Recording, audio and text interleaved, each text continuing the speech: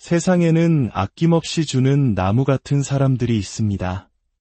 자신의 모든 것을 내어주면서도 행복을 느끼는 바보 같을 정도로 선한 사람들 말입니다. 만약 당신의 가장 가까운 사람이 당신의 배우자가 바로 그런 사람이라면 어떨까요? 그 끝없는 선함과 희생이 때로는 감당하기 힘든 무게로 다가올 수도 있지 않을까요? 오늘 우리는 바로 그런 한 남편과 그의 곁을 지킨 아내의 긴 세월에 대한 이야기를 나누어 보려 합니다. 이 이야기가 여러분의 마음에 작은 울림을 준다면 주변의 소중한 이들에게 공유하여 따뜻함을 나누어 주시는 건 어떨까요? 여러분의 구독과 공유는 저희가 이처럼 의미 있는 이야기를 계속해서 전해드릴 수 있는 가장 큰 힘이 됩니다. 그럼 한 평범한 아내가 들려주는 결코 평범하지 않았던 그녀의 결혼 생활 속으로 함께 들어가 보겠습니다. 안녕하세요. 저는 아낌없이 주는 나무 같은 남편과 함께 살고 있는 아내입니다. 제 남편은 정말 착하고 선량한 사람입니다. 마음이 너무나 여려서 이기적인 생각이라고는 할 줄도 모르고 자신의 것을 남에게 내어주는 것을 조금도 아까워하지 않는 사람이죠. 저는 남편의 그런 모습에 반해 결혼을 결심했습니다. 하지만 막상 함께 살아보니 그 너무나도 착한 성품이 때로는 제 삶을 버겁게 만들기도 했습니다. 물론 그런 사람인 줄 알았기에 마음을 주었고 결혼까지 한 것이니 후회는 없습니다. 남편을 원망한 날도 많았지만 그만큼 고마웠던 순간도 셀 수 없이 많았던 저의 결혼 생활. 지금부터 그 기나긴 이야기를 시작해볼까 합니다. 저는 넉넉하지 못한 집안에서 자랐습니다. 고등학교를 졸업하자마자 공장에 취업했고 27살이 되던 해에 저처럼 작은 공장의 생산직 직원이었던 남편을 소개로 만났습니다. 조금은 제 것을 먼저 챙기던 제가 부끄러워질 정도로 남편은 이타적이고 선한 사람이었습니다. 함께 식사를 할 때면 남편은 늘 맛있는 반찬을 제 밥 위에 올려주었습니다. 고기 맛있지? 자, 내 것도 먹어. 다 놔주면 자기는 뭐 먹어? 맨밥만 먹게. 나는 당신이 잘 먹는 모습만 봐도 배불러. 여기 김치랑 나물들이랑 먹으면 되지. 그의 말은 빈말이 아니었습니다. 그는 진심으로 제가 맛있게 먹는 모습에서 행복을 느끼는 사람이었습니다. 남편 역시 저처럼 여유롭지 못한 집안의 사남매 중 셋째로 자랐습니다. 위로는 형과 누나가, 아래로는 남동생이 있었죠. 그래서인지 늘 양보하고 배려하는 것이 몸에 배어 있었습니다. 그런 그가 여자친구였던 제게 얼마나 잘했는지는 말할 필요도 없었죠. 제가 하자는 일이라면 싫다는 말 한마디 없이 늘 허허웃으며 다 좋다고 따라주던 사람이었습니다. 하지만 그의 착한 성품에는 한 가지 저를 답답하게 만드는 면이 있었습니다. 바로 다른 사람의 부탁을 거절하지 못한다는 것이었습니다. 주말에 근무해야 한다고? 쉰다고 했잖아. 우리 영화 보러 가기로 한 거 잊었어? 미안해. 동료 한 명이 집안에 급한 일이 생겨서 시골에 내려가 봐야 한다고 사정하는데 차마 거절할 수가 없었어. 영화는 다음에 봐도 되니까. 다음에 내가 정말 재미있는 영화 보여줄게. 사람들이 왜 다 자기한테만 그런 부탁을 하는 거야? 당신이 부탁하면 거절 못하는 거 아니까 만만하게 보는 거잖아. 속상했구나. 미안해. 그래도 다들 사정이 있으니까 그런 거겠지. 나쁜 사람들은 아니야. 남편은 너무나 선하고 마음이 여려서 다른 사람의 딱한 사정을 외면하지 못했습니다. 그 마음을 이해하면서도 때로는 그 착함이 저를 속상하게 만들 때가 많았습니다. 하지만 저는 그 착한 성품이야말로 남편의 가장 큰 재산이라고 믿었습니다. 세상에 짐승만도 못한 인간들이 얼마나 많습니까? 그의 착한 마음씨가 우리의 앞날에 걸림돌이 되리라고는 생각하지 않았습니다. 그렇게 저는 20 후반의 나이에 남편과 결혼식을 올렸습니다. 결혼 후 남편은 저희 부모님께 정말 좋은 사위였습니다. 아이고, 장모님, 제가 들겠습니다. 무릎도 안 좋으신데 왜 무거운 걸 혼자 들고 그러세요? 됐네. 자네도 일하고 와서 피곤할 텐데. 이 튼튼한 사위는 이럴 때 쓰라고 있는 거 아닙니까? 앞으로도 자주 불러서 부려먹으세요. 전장인 장모님을 위해 준비된 일꾼이니까요. 남편은 제게 말도 없이 친정의 작은 채소 가게에 들러 일을 돕고 오기 일쑤였고, 친정에 무슨 일이라도 생기면 자기 일처럼 제일 먼저 달려가 주었습니다. 한 번은 한겨울에 친정집 보일러가 동파되어 물난리가 난 적이 있었는데, 남편은 당장 부모님을 저희 집으로 모신 뒤 며칠 밤낮으로 혼자서 그 모든 것을 수리했습니다. 저희 오빠마저도 혀를 내두를 정도였죠. 강서방, 자네가 나보다 더 나은 아들이네. 우리 부모님이 나보다 자네를 더 좋아하시는 거 알지? 정말 고맙다. 부모님은 정말 오빠의 말대로 친아들보다 남편을 더 의지하기 시작했습니다. 저는 그게 조금 민망했지만 남편은 오히려 뿌듯해했습니다. 날 그만큼 믿어주신다는 거잖아. 두 분도 이제 내 부모님인데 자식으로서 믿음을 드리는 것만큼 기쁜 일이 어디 있겠어. 남편은 자신의 용돈과 보너스를 몇 달씩 모아 무릎과 허리가 안 좋으신 저희 부모님께 안마의자를 사드렸고, 제 조카가 아파서 오빠가 힘들어할 땐 몰래 찾아가 병원비에 보태라며 돈을 쥐어주기도 했습니다. 남편 덕분에 저희 친정은 늘 화목했습니다. 이렇게 고마운 남편의 가족인 시댁 식구들에게 저 또한 잘하고 싶은 마음이 드는 것은 당연했습니다. 시부모님은 비록 형편은 어려웠지만 제 남편처럼 마음만은 넉넉하고 따뜻한 분들이셨습니다. 시골에서 작은 농사를 짓고 계셨는데 저는 주말마다 찾아가 일손을 돕고 자식들을 모두 도시로 보내고 외로워하시는 두 분의 말벗이 되어드렸습니다. 어머님은 늘 말씀하셨습니다. 우리 제식이가 어릴 적부터 욕심도 제일 없었어. 장남인 내 아주버님은 야무지게 집안돈 다 긁어모아서 대학까지 갔지. 졸업하고 나서도 돈 보태달라고 어찌나 성화던지. 그걸 내 시누이랑 제식이가 알고 고등학교 졸업하자마자 취업해서 번 돈을 우리한테 거의 다 가져다 줬어. 그걸로 생활비도 하고 형학비도 보태주라고 말이야. 시부모님은 자식들 뒷바라지를 제대로 못해준 것이 평생의 한이라고 하셨고, 그 말을 들을 때마다 남편과 시누이 그리고 시동생은 가슴 아파했습니다. 그들 3남매는 참 우애가 깊고 마음이 따뜻했습니다. 하지만 유독 아주버님 내에는 조금 달랐습니다. 아주버님은 동생들의 희생으로 대학을 졸업하고 좋은 회사에 다니다 사업까지 시작했지만 늘 거들먹거리며 동생들을 무시하기 일쑤였습니다. 형님, 즉 아주버님의 아내는 시골을 불편해하고 일을 피하려는 도시 깍쟁이였죠. 하지만 저는 그저 성향이 다른 것이라 생각하며 크게 개의치 않았습니다. 오히려 제가 정말 싫었던 사람은 시누이의 남편이었습니다. 그는 일도 제대로 하지 않고 돈을 물쓰듯 하며 아내인 시누이를 정말 고생시켰습니다. 결국 시누이는 남편이 몰래 주식으로 큰 돈을 날린 것을 계기로 이혼을 결심했습니다. 이혼 후 시누이는 아이와 함께 살 집을 구할 돈이 없다며 저희를 찾아와 눈물로 부탁했습니다. 올케, 정말 미안한데 혹시 나 좀 도와줄 수 있을까? 당장 애랑 둘이 길거리에 나앉게 생겼어. 내가 꼭 조금씩이라도 다달이 벌어서 갚을게. 당시 저희는 결혼 7년 만에 빚 없이 경기도의 작은 아파트를 장만한 직후라 수중에 현금이 거의 없었습니다. 하지만 남편은 눈물을 흘리는 누나를 외면하지 못했습니다.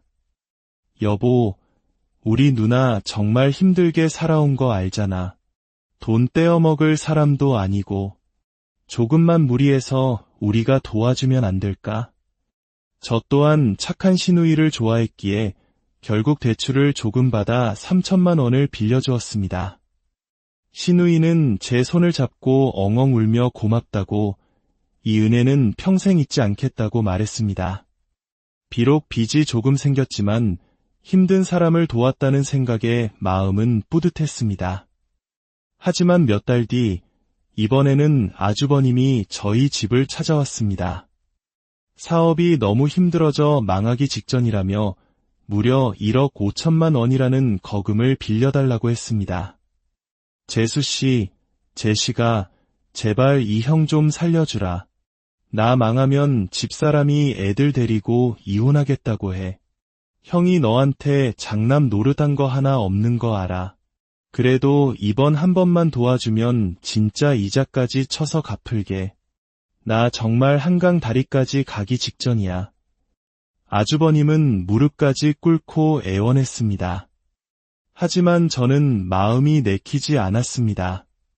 동생의 희생에 고마워할 줄도 모르던 사람이 이제 와서 형제애를 들먹이며 거금을 요구하는 것이 뻔뻔하게 느껴졌습니다. 저는 우리에게도 빚이 있고 여유가 없다며 정중히 거절했습니다. 하지만 그 후로 아주버님은 매일같이 술에 취해 찾아와 살려달라고 애원했습니다. 급기야는 바닥에 머리를 찧어가며 매달리기까지 했습니다. 그 처절한 모습에 남편의 마음은 또다시 약해졌습니다. 여보, 형이 저렇게까지 하는데 우리 조카들이랑 형수님도 불쌍하잖아. 한 번만 믿어주면 안 될까? 안 돼. 우리 애들 생각은 안 해? 당신 형이 돈 못 갚으면 우리 애들이 고생하는 거야. 착한 것도 정도가 있지. 저는 단호하게 못을 박았습니다. 하지만 결국 제 남편은 사고를 치고 말았습니다. 형의 눈물을 외면하지 못하고 저 몰래 우리가 평생을 모아 장만한 집을 담보로 대출을 받아 1억 5천만 원을 빌려준 것입니다. 남편이 제게 그 사실을 이실직고했을 때 저는 하늘이 무너지는 것 같았습니다. 착한 것도 그 정도면 병이야. 가장 먼저 챙겨야 할 가족은 나랑 우리 애들이잖아. 이 집 대출 없이 사려고 우리가 얼마나 고생했는데. 미안해. 여보. 형이 사정 나아지면 꼭 갚을 거래. 그동안은 내가 투잡이라도 뛰어서 당신한테 절대 피해 안 가게 할게 이미 벌어진 일이었습니다. 남편에게 고마웠던 지난 날들을 생각하며 저는 이를 악물고 참고 넘겼습니다. 하지만 그렇게 희생해서 도와줬더니 겨우 위기에서 벗어난 아주버님의 태도는 180도 달라졌습니다. 나 돈 없어. 사업은 겨우 살렸지만 그것 때문에 마누라랑 이혼까지 당했어. 가족끼리 좀 도왔다고 생각하면 되지. 뭘 그 돈을 굳이 돌려받겠다고 그래. 알고 보니 아주버님은 돈을 갚지 않기 위해 형님과 위장 이혼을 하고 모든 재산을 형님 명의로 돌려놓은 것이었습니다. 배신감에 치를 떨던 남편은 눈물을 흘리며 돈을 갚으라고 애원했지만 아주버님은 끝까지 뻔뻔하게 나왔습니다. 결국 저희는 소송을 걸었고 승소했지만 아주버님 명의의 재산이 없었기에 돈을 돌려받을 길은 막막했습니다. 그날 이후 시댁 식구들 모두가 아주버님과 연을 끊었습니다. 남편은 제 앞에서 고개도 들지 못했고 밤에는 대리운전과 배달 아르바이트를, 쉬는 날에는 공사판 막노동까지 하며 빚을 갚기 위해 몸이 부서져라 일했습니다. 그리고 아무도 모르게 배신감에 밤새 흐느껴 울었습니다. 그런 남편이 원망스러우면서도 한편으로는 너무나 안쓰러웠습니다. 그런데 그렇게 빚을 갚아나가던 1년쯤 뒤 저는 또 한 번 뒤로 넘어갈 뻔했습니다.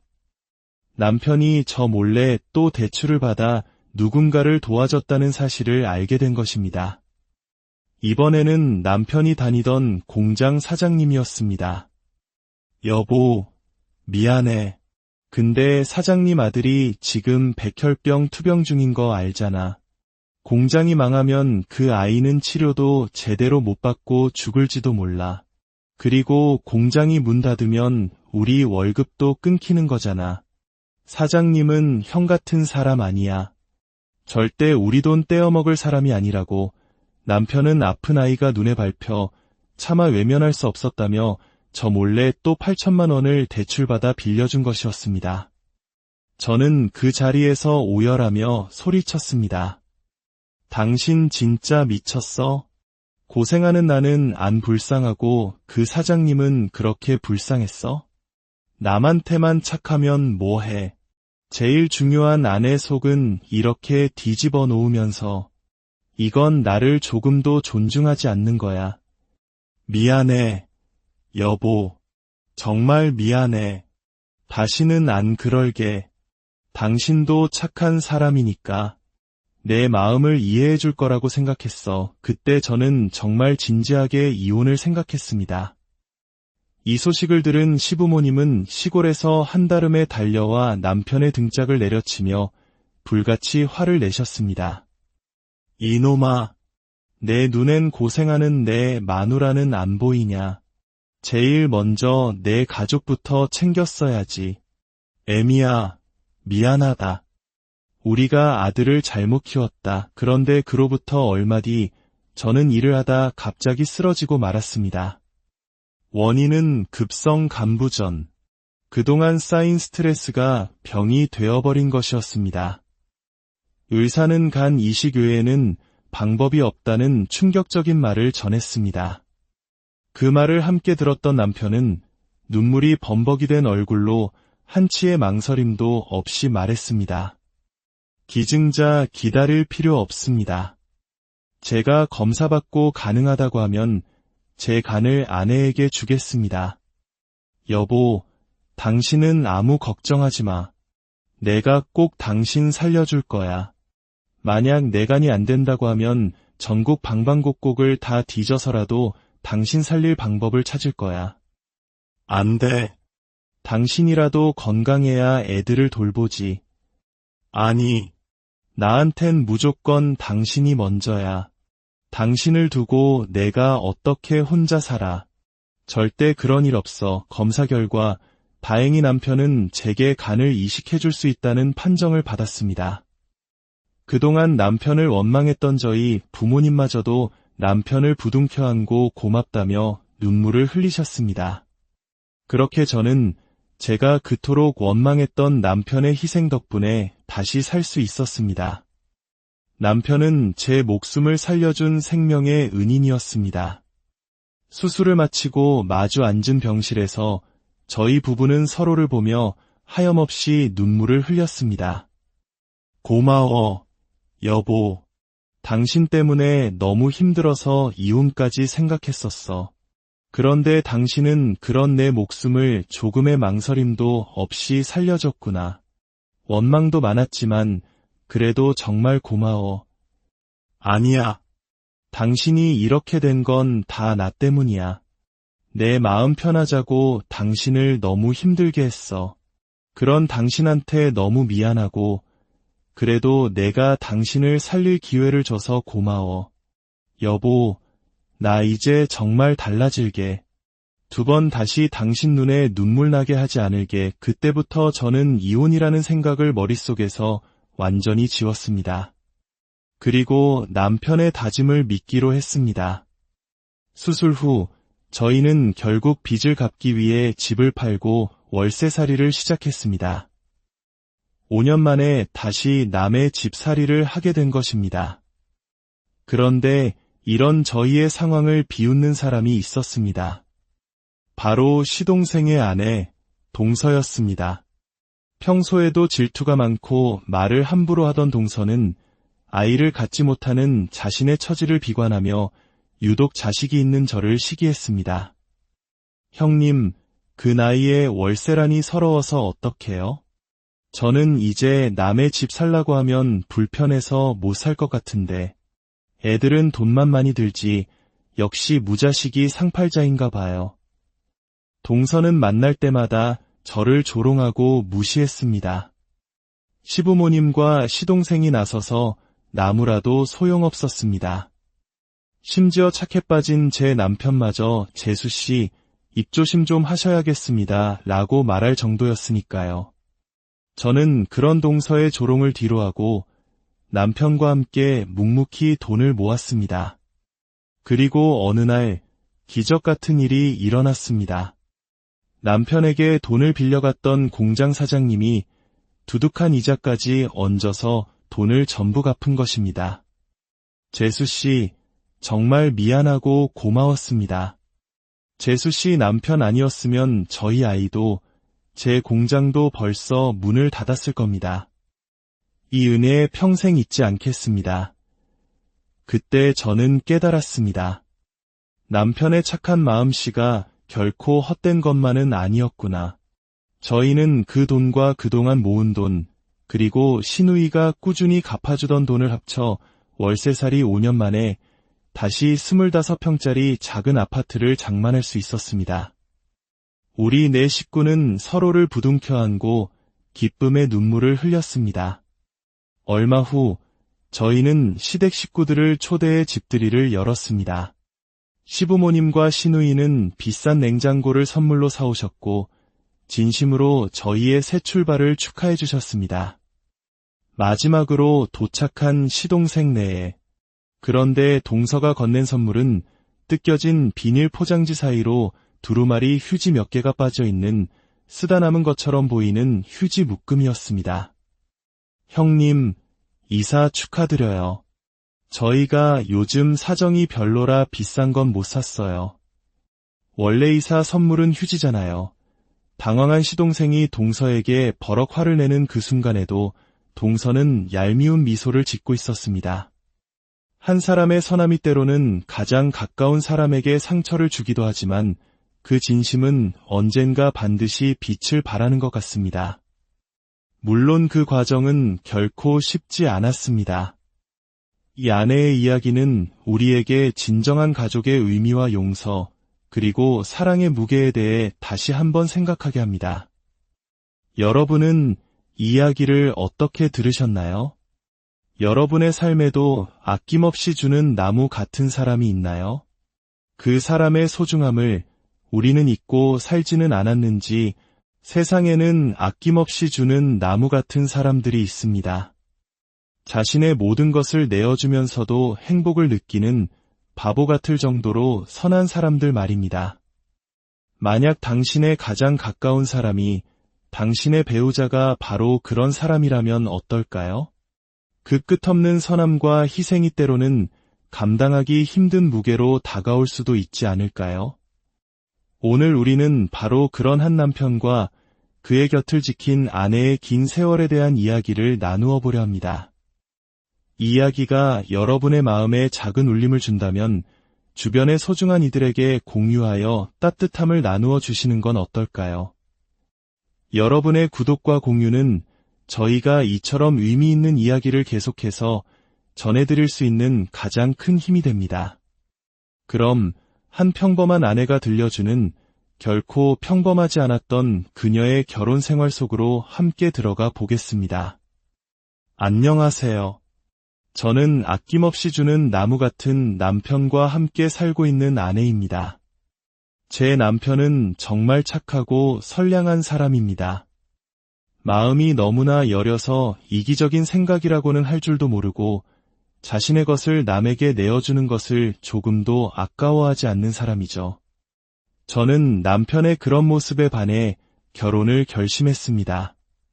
하지만 막상 함께 살아보니 그 너무나도 착한 성품이 때로는 제 삶을 버겁게 만들기도 했습니다.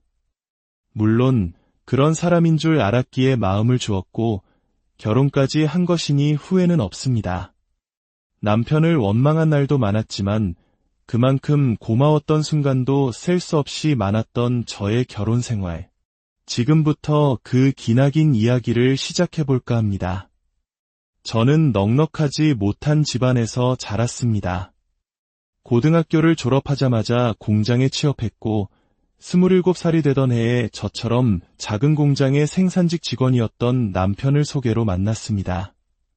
조금은 제 것을 먼저 챙기던 제가 부끄러워질 정도로 남편은 이타적이고 선한 사람이었습니다. 함께 식사를 할 때면 남편은 늘 맛있는 반찬을 제 밥 위에 올려주었습니다. 고기 맛있지? 자, 내 것도 먹어. 다 놔주면 자기는 뭐 먹어?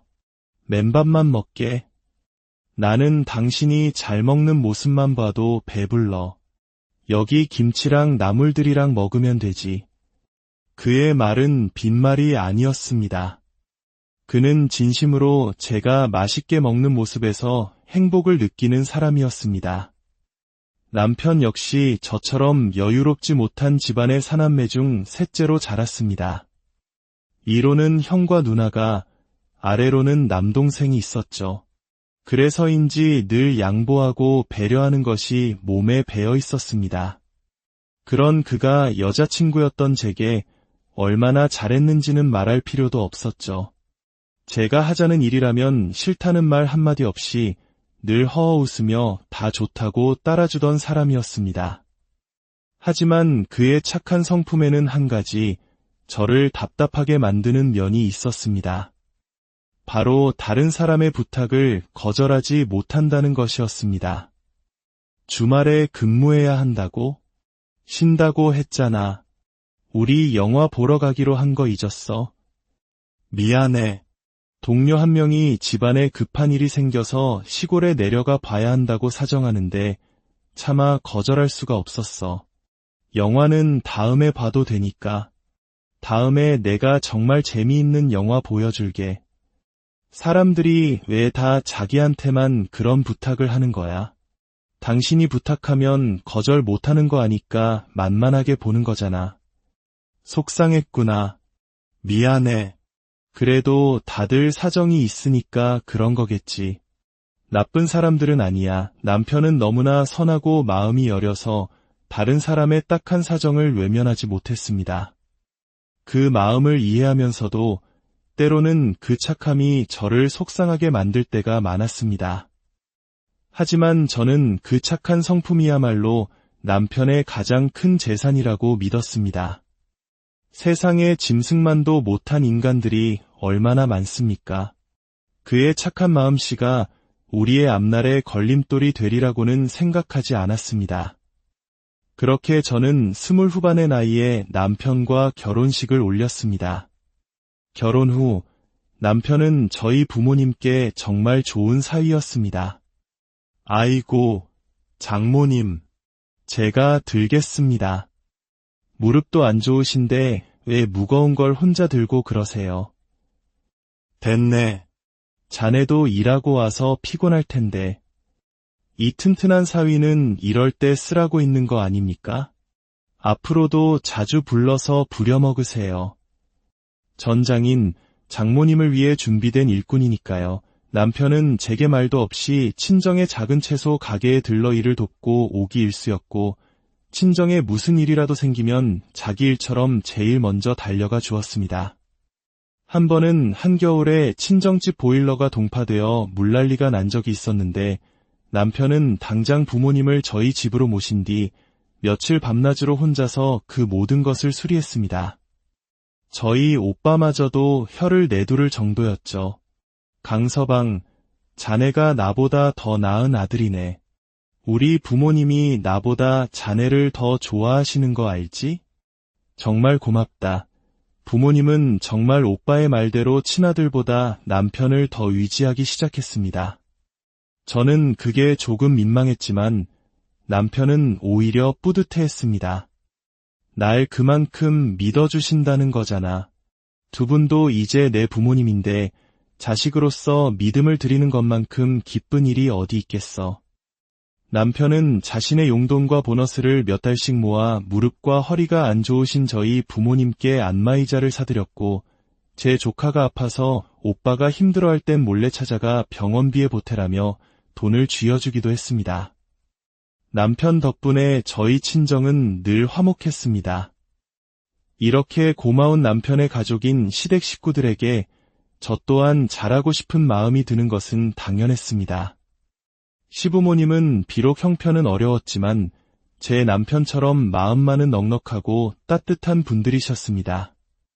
시골에서 작은 농사를 짓고 계셨는데 저는 주말마다 찾아가 일손을 돕고 자식들을 모두 도시로 보내고 외로워하시는 두 분의 말벗이 되어드렸습니다. 어머님은 늘 말씀하셨습니다. 우리 제식이가 어릴 적부터 욕심도 제일 없었어. 장남인네 아주버님은 야무지게 집안돈 다 긁어모아서 대학까지 갔지. 졸업하고 나서도 돈 보태달라고 어찌나 성화던지. 그걸 내 시누이랑 제식이가 알고 고등학교 졸업하자마자 취업해서 번 돈을 우리한테 거의 다 가져다 줬어. 그걸로 생활비도 하고 형학비도 보태주라고 말이야. 시부모님은 자식들 뒷바라지를 제대로 못해준 것이 평생의 한이라고 하셨고 그 말을 들을 때마다 남편과 시누이 그리고 시동생은 가슴 아파했습니다. 그들 삼남매는 참 우애가 깊고 마음이 따뜻했습니다. 하지만 유독 아주버님 내에는 조금 달랐습니다. 아주버님은 동생들의 희생으로 대학을 졸업하고 좋은 회사에 다니다 사업까지 시작했지만 늘 거들먹거리며 동생들을 무시하기 일쑤였습니다. 형님, 즉 아주버님의 아내는 시골을 불편해하고 일을 피하려는 도시 깍쟁이였죠. 하지만 저는 그저 성향이 다른 것이라 생각하며 크게 개의치 않았습니다. 오히려 제가 정말 싫었던 사람은 시누이의 남편이었습니다. 그는 일도 제대로 하지 않고 돈을 물쓰듯 하며 아내인 시누이를 정말 고생시켰습니다. 결국 시누이는 남편이 몰래 주식으로 큰 돈을 날린 것을 계기로 이혼을 결심했습니다. 이혼 후 시누이는 아이와 함께 살 집을 구할 돈이 없다며 저희를 찾아와 눈물로 부탁했습니다. 올케, 정말 미안한데 혹시 나 좀 도와줄 수 있을까? 당장 애랑 둘이 길거리에 나앉게 생겼어. 내가 꼭 조금씩이라도 다달이 벌어서 갚을게. 당시 저희는 결혼 7년 만에 빚 없이 경기도의 작은 아파트를 장만한 직후라 수중에 현금이 거의 없었습니다. 하지만 남편은 눈물을 흘리는 누나를 외면하지 못했습니다. 여보, 우리 누나 정말 힘들게 살아온 거 알잖아. 돈 떼어먹을 사람도 아니고 조금만 무리해서 우리가 도와주면 안 될까? 저 또한 착한 시누이를 좋아했기에 결국 대출을 조금 받아 3천만 원을 빌려주었습니다. 시누이는 제 손을 잡고 엉엉 울며 고맙다고 이 은혜는 평생 잊지 않겠다고 말했습니다. 비록 빚이 조금 생겼지만 힘든 사람을 도왔다는 생각에 마음은 뿌듯했습니다. 하지만 몇 달 뒤 이번에는 아주버님이 저희 집을 찾아왔습니다. 사업이 너무 힘들어져 망하기 직전이라며 무려 1억 5천만 원이라는 거금을 빌려달라고 했습니다. 재수씨, 제시가 제발 이 형 좀 살려주라. 나 망하면 집사람이 애들 데리고 이혼하겠다고 해. 형이 너한테 장남 노릇한 거 하나 없는 거 알아. 그래도 이번 한 번만 도와주면 진짜 이자까지 쳐서 갚을게. 나 정말 한강 다리까지 가기 직전이야. 아주버님은 무릎까지 꿇고 애원했습니다. 하지만 저는 마음이 내키지 않았습니다. 동생의 희생에 고마워할 줄도 모르던 사람이 이제 와서 형제애를 들먹이며 거금을 요구하는 것이 뻔뻔하게 느껴졌습니다. 저는 우리에게도 빚이 있고 여유가 없다며 정중히 거절했습니다. 하지만 그 후로 아주버님은 매일같이 술에 취해 찾아와 살려달라고 애원했습니다. 급기야는 바닥에 머리를 찧어가며 매달리기까지 했습니다. 그 처절한 모습에 남편의 마음은 또다시 약해졌습니다. 여보, 형이 저렇게까지 하는데 우리 조카들이랑 형수님도 불쌍하잖아. 한 번만 믿어주면 안 될까? 안 돼. 우리 애들 생각은 안 해? 당신 형이 돈 못 갚으면 우리 애들이 고생하는 거야. 착한 것도 정도가 있지. 저는 단호하게 못을 박았습니다. 하지만 결국 제 남편은 사고를 치고 말았습니다. 형의 눈물을 외면하지 못하고 저 몰래 우리가 평생을 모아 장만한 집을 담보로 대출을 받아 1억 5천만 원을 빌려준 것입니다. 남편이 제게 그 사실을 이실직고했을 때 저는 하늘이 무너지는 것 같았습니다. 착한 것도 그 정도면 병이야. 가장 먼저 챙겨야 할 가족은 나랑 우리 애들이잖아. 이 집 대출 없이 사려고 우리가 얼마나 고생했는데. 미안해, 여보. 형이 사정 나아지면 꼭 갚을 거래. 그동안은 내가 투잡이라도 뛰어서 당신한테 절대 피해 안 가게 할게 이미 벌어진 일이었습니다. 남편에게 고마웠던 지난 날들을 생각하며 저는 이를 악물고 참고 넘겼습니다. 하지만 그렇게 희생해서 도와줬더니 겨우 위기에서 벗어난 아주버님의 태도는 180도 달라졌습니다. 나 돈 없어. 사업은 겨우 살렸지만 그것 때문에 마누라랑 이혼까지 당했어. 가족끼리 좀 도왔다고 생각하면 되지. 뭘 그 돈을 굳이 돌려받겠다고 그래. 알고 보니 아주버님은 돈을 갚지 않기 위해 형님과 위장 이혼을 하고 모든 재산을 형님 명의로 돌려놓은 것이었습니다. 배신감에 치를 떨던 남편은 눈물을 흘리며 돈을 갚으라고 애원했지만 아주버님은 끝까지 뻔뻔하게 나왔습니다. 결국 저희는 소송을 걸었고 승소했지만 아주버님 명의의 재산이 없었기에 돈을 돌려받을 길은 막막했습니다. 그날 이후 시댁 식구들 모두가 아주버님과 연을 끊었습니다. 남편은 제 앞에서 고개도 들지 못했고 밤에는 대리운전과 배달 아르바이트를, 쉬는 날에는 공사판 막노동까지 하며 빚을 갚기 위해 몸이 부서져라 일했습니다. 그리고 아무도 모르게 배신감에 밤새 흐느껴 울었습니다. 그런 남편이 원망스러우면서도 한편으로는 너무나 안쓰러웠습니다. 그런데 그렇게 빚을 갚아나가던 1년쯤 뒤 저는 또 한 번 뒤로 넘어갈 뻔했습니다. 남편이 저 몰래 또 대출을 받아 누군가를 도와줬다는 사실을 알게 된 것입니다. 이번에는 남편이 다니던 공장 사장님이었습니다. 여보, 미안해. 근데 사장님 아들이 지금 백혈병 투병 중인 거 알잖아. 공장이 망하면 그 아이는 치료도 제대로 못 받고 죽을지도 몰라. 그리고 공장이 문 닫으면 우리 월급도 끊기는 거잖아. 사장님은 형 같은 사람 아니야. 절대 우리 돈 떼어먹을 사람이 아니라고. 남편은 아픈 아이가 눈에 밟혀 차마 외면할 수 없었다며 저 몰래 또 8천만 원을 대출받아 빌려준 것이었습니다. 저는 그 자리에서 오열하며 소리쳤습니다. 당신 진짜 미쳤어? 고생하는 나는 안 불쌍하고 그 사장님은 그렇게 불쌍했어? 남한테만 착하면 뭐해?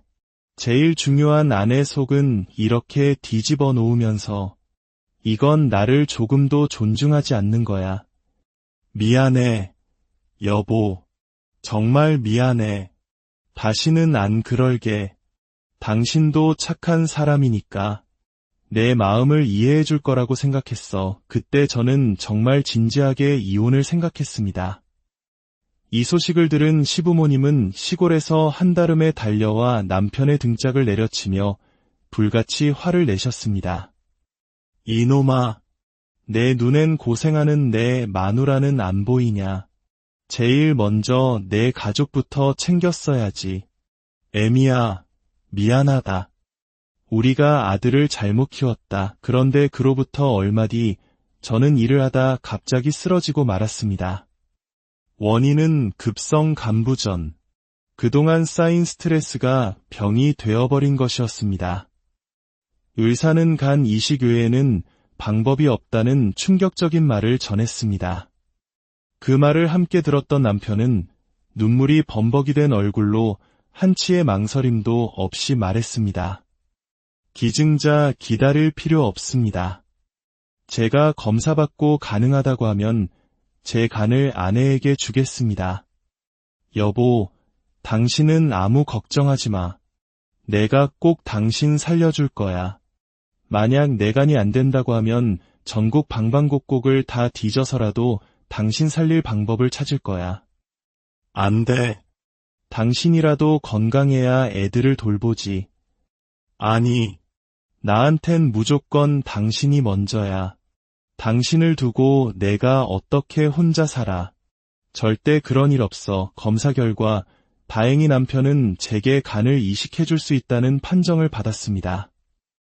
그동안 남편을 원망했던 저희 부모님마저도 남편을 부둥켜 안고 고맙다며 눈물을 흘리셨습니다.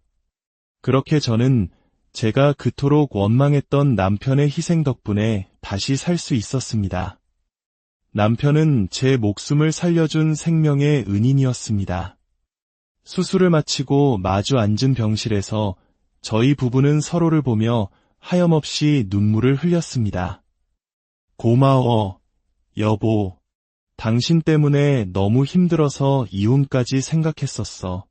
그런데 당신은 그런 내 목숨을 조금의 망설임도 없이 살려줬구나. 원망도 많았지만 그래도 정말 고마워. 아니야.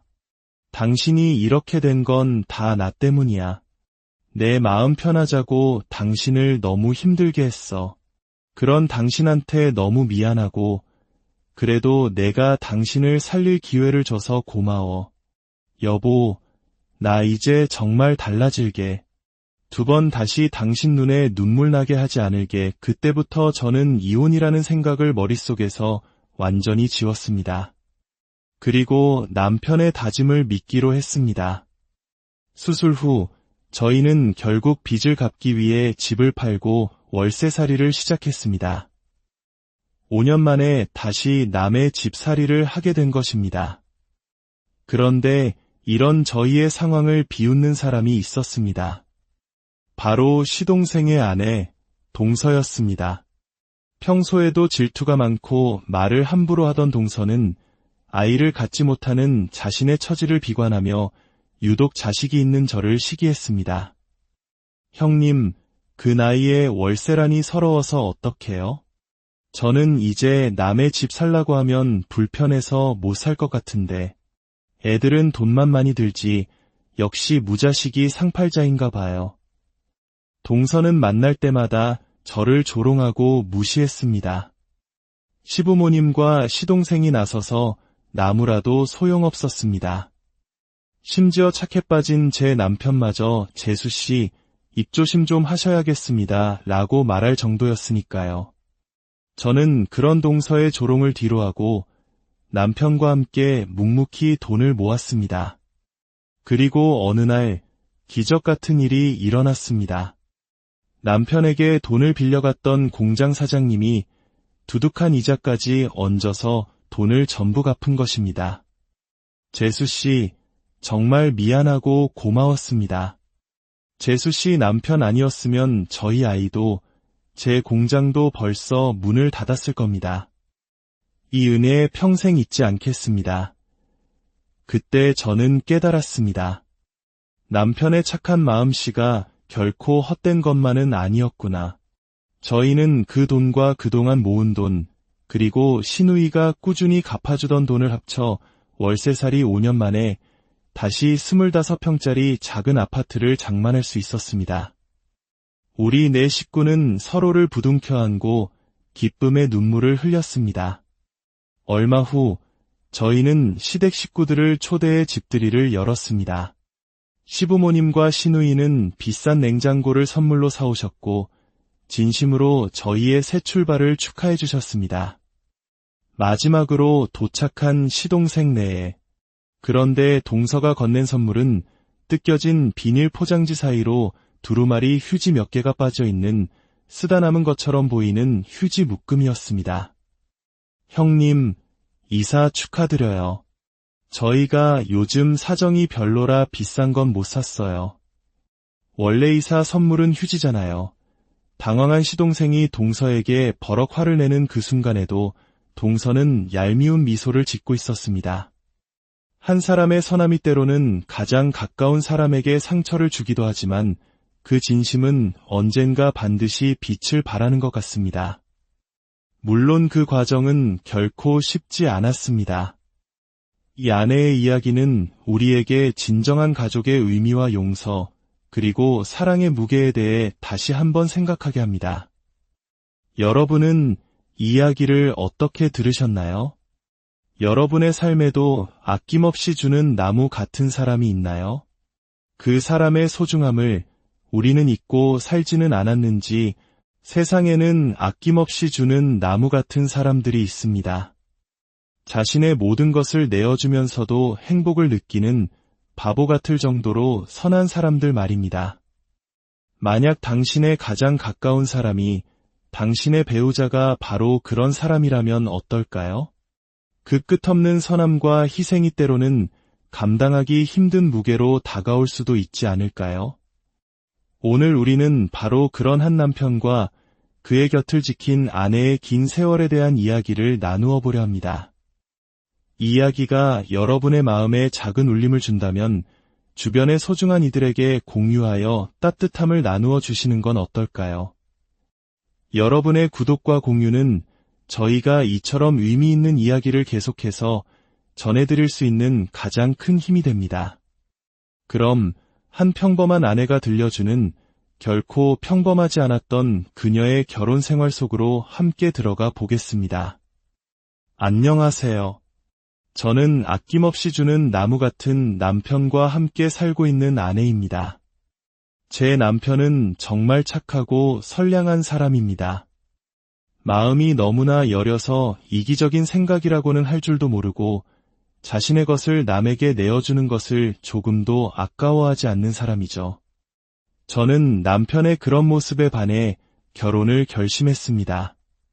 하지만 막상 함께 살아보니 그 너무나도 착한 성품이 때로는 제 삶을 버겁게 만들기도 했습니다. 물론 그런 사람인 줄 알았기에 마음을 주었고 결혼까지 한 것이니 후회는 없습니다. 남편을 원망한 날도 많았지만 그만큼 고마웠던 순간도 셀 수 없이 많았던 저의 결혼 생활. 지금부터 그 기나긴 이야기를 시작해볼까 합니다. 저는 넉넉하지 못한 집안에서 자랐습니다. 고등학교를 졸업하자마자 공장에 취업했고 27살이 되던 해에 저처럼 작은 공장의 생산직 직원이었던 남편을 소개로 만났습니다. 조금은 제 것을 먼저 챙기던 제가 부끄러워질 정도로 남편은 이타적이고 선한 사람이었습니다. 함께 식사를 할 때면 남편은 늘 맛있는 반찬을 제 밥 위에 올려주었습니다. 고기 맛있지? 자, 내 것도 먹어. 다 놔주면 자기는 뭐 먹어? 맨밥만 먹게. 나는 당신이 잘 먹는 모습만 봐도 배불러. 여기 김치랑 나물들이랑 먹으면 되지. 그의 말은 빈말이 아니었습니다. 그는 진심으로 제가 맛있게 먹는 모습에서 행복을 느끼는 사람이었습니다.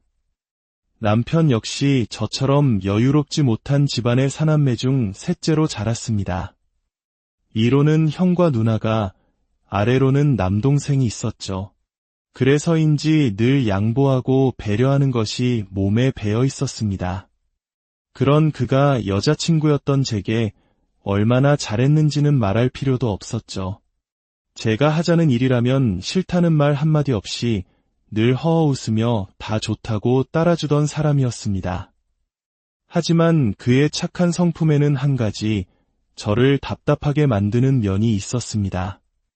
바로 다른 사람의 부탁을 거절하지 못한다는 것이었습니다. 주말에 근무해야 한다고? 쉰다고 했잖아. 우리 영화 보러 가기로 한 거 잊었어? 미안해. 동료 한 명이 집안에 급한 일이 생겨서 시골에 내려가 봐야 한다고 사정하는데 차마 거절할 수가 없었어. 영화는 다음에 봐도 되니까. 다음에 내가 정말 재미있는 영화 보여줄게. 사람들이 왜 다 자기한테만 그런 부탁을 하는 거야? 당신이 부탁하면 거절 못하는 거 아니까 만만하게 보는 거잖아. 속상했구나. 미안해. 그래도 다들 사정이 있으니까 그런 거겠지. 나쁜 사람들은 아니야. 남편은 너무나 선하고 마음이 여려서 다른 사람의 딱한 사정을 외면하지 못했습니다. 그 마음을 이해하면서도 때로는 그 착함이 저를 속상하게 만들 때가 많았습니다. 하지만 저는 그 착한 성품이야말로 남편의 가장 큰 재산이라고 믿었습니다. 세상에 짐승만도 못한 인간들이 얼마나 많습니까? 그의 착한 마음씨가 우리의 앞날의 걸림돌이 되리라고는 생각하지 않았습니다. 그렇게 저는 20 후반의 나이에 남편과 결혼식을 올렸습니다. 결혼 후 남편은 저희 부모님께 정말 좋은 사위였습니다. 아이고, 장모님, 제가 들겠습니다. 무릎도 안 좋으신데 왜 무거운 걸 혼자 들고 그러세요? 됐네. 자네도 일하고 와서 피곤할 텐데. 이 튼튼한 사위는 이럴 때 쓰라고 있는 거 아닙니까? 앞으로도 자주 불러서 부려먹으세요. 전장인 장모님을 위해 준비된 일꾼이니까요. 남편은 제게 말도 없이 친정의 작은 채소 가게에 들러 일을 돕고 오기 일쑤였고 친정에 무슨 일이라도 생기면 자기 일처럼 제일 먼저 달려가 주었습니다. 한 번은 한겨울에 친정집 보일러가 동파되어 물난리가 난 적이 있었는데 남편은 당장 부모님을 저희 집으로 모신 뒤 며칠 밤낮으로 혼자서 그 모든 것을 수리했습니다. 저희 오빠마저도 혀를 내두를 정도였죠. 강서방, 자네가 나보다 더 나은 아들이네. 우리 부모님이 나보다 자네를 더 좋아하시는 거 알지? 정말 고맙다. 부모님은 정말 오빠의 말대로 친아들보다 남편을 더 의지하기 시작했습니다. 저는 그게 조금 민망했지만 남편은 오히려 뿌듯해했습니다. 날 그만큼 믿어주신다는 거잖아. 두 분도 이제 내 부모님인데 자식으로서 믿음을 드리는 것만큼 기쁜 일이 어디 있겠어. 남편은 자신의 용돈과 보너스를 몇 달씩 모아 무릎과 허리가 안 좋으신 저희 부모님께 안마의자를 사드렸고 제 조카가 아파서 오빠가 힘들어할 땐 몰래 찾아가 병원비에 보태라며 돈을 쥐어주기도 했습니다. 남편 덕분에 저희 친정은 늘 화목했습니다. 이렇게 고마운 남편의 가족인 시댁 식구들에게 저 또한 잘하고 싶은 마음이 드는 것은 당연했습니다. 시부모님은 비록 형편은 어려웠지만 제 남편처럼 마음만은 넉넉하고 따뜻한 분들이셨습니다.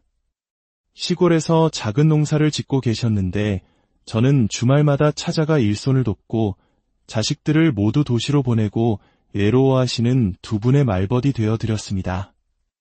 어머님은 늘 말씀하셨습니다.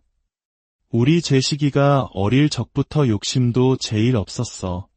장남인 내 아주버님은 야무지게 집안돈 다 긁어모아서 대학까지 갔지. 졸업하고 나서도 돈 보태달라고 어찌나 성화던지. 그걸 내 시누이랑 제식이가 알고 고등학교 졸업하자마자 취업해서 번 돈을 우리한테 거의 다 가져다 줬어.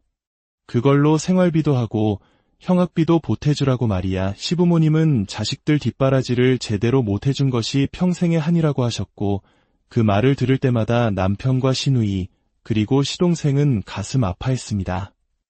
그들 3남매는 참 우애가 깊고 마음이 따뜻했습니다. 하지만 유독 아주버님 내에는 조금 달랐습니다. 아주버님은 동생들의 희생으로 대학을 졸업하고 좋은 회사에 다니다 사업까지 시작했지만 늘 거들먹거리며 동생들을 무시하기 일쑤였습니다. 형님, 즉 아주버님의 아내는 시골을 불편해하고 일을 피하려는 도시 깍쟁이였죠.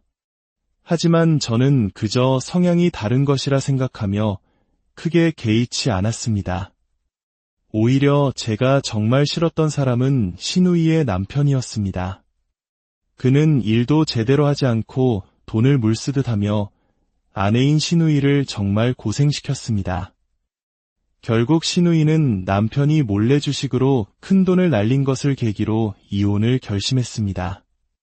이혼 후 시누이는 아이와 함께 살 집을 구할 돈이 없다며 저희를 찾아와 눈물로 부탁했습니다.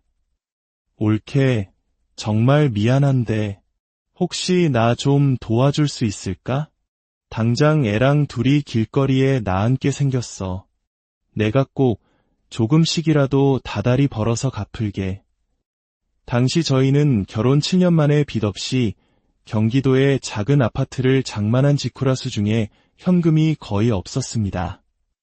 하지만 남편은 눈물을 흘리는 누나를 외면하지 못했습니다. 여보, 우리 누나 정말 힘들게 살아온 거 알잖아.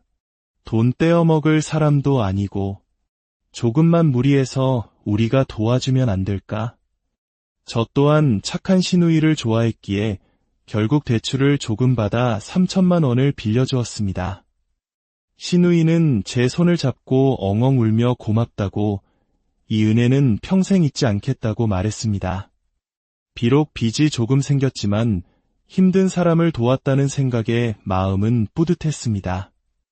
하지만 몇 달 뒤, 이번에는 아주버님이 저희 집을 찾아왔습니다.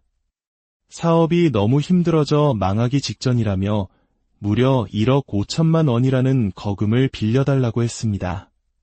재수씨, 제시가 제발 이 형 좀 살려주라. 나 망하면 집사람이 애들 데리고 이혼하겠다고 해. 형이 너한테 장남 노릇한 거 하나 없는 거 알아. 그래도 이번 한 번만 도와주면 진짜 이자까지 쳐서 갚을게. 나 정말 한강 다리까지 가기 직전이야. 아주버님은 무릎까지 꿇고 애원했습니다. 하지만 저는 마음이 내키지 않았습니다. 동생의 희생에 고마워할 줄도 모르던 사람이 이제 와서 형제애를 들먹이며 거금을 요구하는 것이 뻔뻔하게 느껴졌습니다. 저는 우리에게도 빚이 있고 여유가 없다며 정중히 거절했습니다. 하지만 그 후로 아주버님은 매일같이 술에 취해 찾아와 살려달라고 애원했습니다. 급기야는 바닥에 머리를 찧어가며 매달리기까지 했습니다. 그 처절한 모습에 남편의 마음은 또다시 약해졌습니다. 여보, 형이 저렇게까지 하는데 우리 조카들이랑 형수님도 불쌍하잖아. 한 번만 믿어주면 안 될까? 안 돼. 우리 애들 생각은 안 해? 당신 형이 돈 못 갚으면 우리 애들이 고생하는 거야. 착한 것도 정도가 있지. 저는 단호하게 못을 박았습니다. 하지만 결국 제 남편은 사고를 치고 말았습니다. 형의 눈물을 외면하지 못하고 저 몰래 우리가 평생을 모아 장만한 집을 담보로 대출을 받아 1억 5천만 원을 빌려준 것입니다. 남편이 제게 그 사실을 이실직고했을 때 저는 하늘이 무너지는 것 같았습니다. 착한 것도 그 정도면 병이야. 가장 먼저 챙겨야 할 가족은 나랑 우리 애들이잖아. 이 집 대출 없이 사려고 우리가 얼마나 고생했는데. 미안해, 여보. 형이 사정 나아지면 꼭 갚을 거래. 그동안은 내가 투잡이라도 뛰어서 당신한테 절대 피해 안 가게 할게 이미 벌어진 일이었습니다. 남편에게 고마웠던 지난 날들을 생각하며 저는 이를 악물고 참고 넘겼습니다. 하지만 그렇게 희생해서 도와줬더니 겨우 위기에서 벗어난 아주버님의 태도는 180도 달라졌습니다. 나 돈 없어. 사업은 겨우 살렸지만 그것 때문에 마누라랑 이혼까지 당했어. 가족끼리 좀 도왔다고 생각하면 되지. 뭘 그 돈을 굳이 돌려받겠다고 그래. 알고 보니 아주버님은 돈을 갚지 않기 위해 형님과 위장 이혼을 하고 모든 재산을 형님 명의로 돌려놓은 것이었습니다. 배신감에 치를 떨던 남편은 눈물을 흘리며 돈을 갚으라고 애원했지만 아주버님은 끝까지 뻔뻔하게 나왔습니다. 결국 저희는 소송을 걸었고 승소했지만 아주버님 명의의 재산이 없었기에 돈을 돌려받을 길은 막막했습니다. 그날 이후 시댁 식구들 모두가 아주버님과 연을 끊었습니다. 남편은 제 앞에서 고개도 들지 못했고 밤에는 대리운전과 배달 아르바이트를, 쉬는 날에는 공사판 막노동까지 하며 빚을 갚기 위해 몸이 부서져라 일했습니다. 그리고 아무도 모르게 배신감에 밤새 흐느껴 울었습니다. 그런 남편이 원망스러우면서도 한편으로는 너무나 안쓰러웠습니다.